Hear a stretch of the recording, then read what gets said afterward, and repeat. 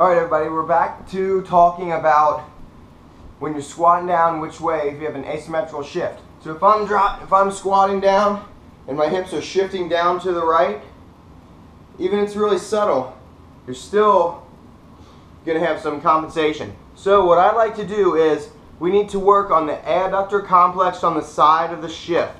Okay, so we're going to loosen this up. This is the more pinpointing stuff that I like to do. So what I like to do is take, if you have one, a trigger point therapy quad roller, which is usually done stuff like this.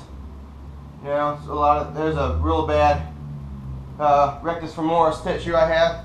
So anyway, what I like to do with this one is, so I'm trying to work all of this meat up in there. So what I'm going to do is I'm going to put this in between here, and I don't have to put hardly any pressure. Ooh, because right there, that is tender. So I can put some pressure down there a little bit if I need some. I can activate, I can relax, and I can roll it slightly higher.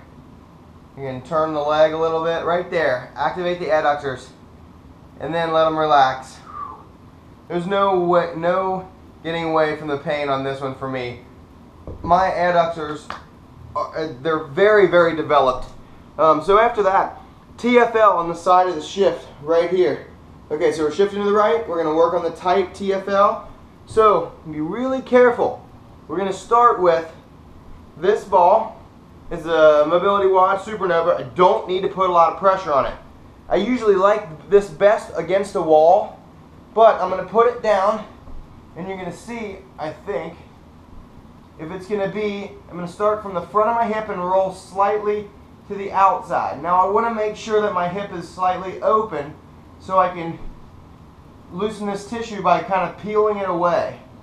Now if I'm activating internal rotation of my knee, I'm going to be turning on the TFL, which is what we don't want. So I'm really just kind of peeling my body away from it, and it's putting pressure right into this area, right on the side of the hip crest. So look up TFL, tensor fascia lata, look up that and see, you know, the origin of the insertion and how it looks, and then you'll be able to tell a little bit better of how I'm turning into this while keeping my leg on the ground. So basically I keep turning into that. Oh, that's painful. And then I go slowly past it. I'm just trying to get that to loosen up a little bit. And it's already seeming a little better. So now what I'm going to do is move to the opposite side of the shift and work on the piriformis. Piriformis is an external, like, femur rotator. So I do not want to put all of my weight on this ball. This is a very hard ball, and it gets very, very into the tissue. Notice how I'm holding pressure with my hand and this foot, and I'm slowly rolling, slowly finding there, right there.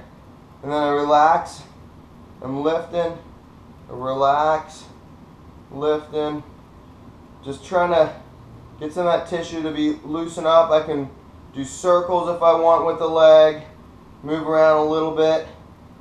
Make sure that you're not dive bombing on this ball. No, no, no. So anyway, gentle pressure. Piriformis and the hip rotators are very thin, they're like smaller muscles under the big glute. So anyway, so the next one we're going to do, bicep femoris. So basically bicep femoris is the hamstring on the outside back here. Okay, so the lateral. What we're going to try to do is, now here is where I like using this ball a lot better than the foam roller, because I don't have to hold myself up. What you can see is I'm rolling slowly till I find a tender spot. I'm relaxing the hamstring. I turn on the quad a little bit, and I can press down here, and I can roll slightly side to side. But then again, the hamstring is a very long cylinder-like muscle that it's easy to roll over if it's tight. So you can see this clunk, clunk, you want to gently let that relax by applying pressure. Light pressure. The lightest amount of pressure that will affect a change is what I want to do. There's no point, I mean, the perfect analogy is you can cut a steak with a spoon if you have enough pressure. So this can harm you if you're doing it too rough and too tough.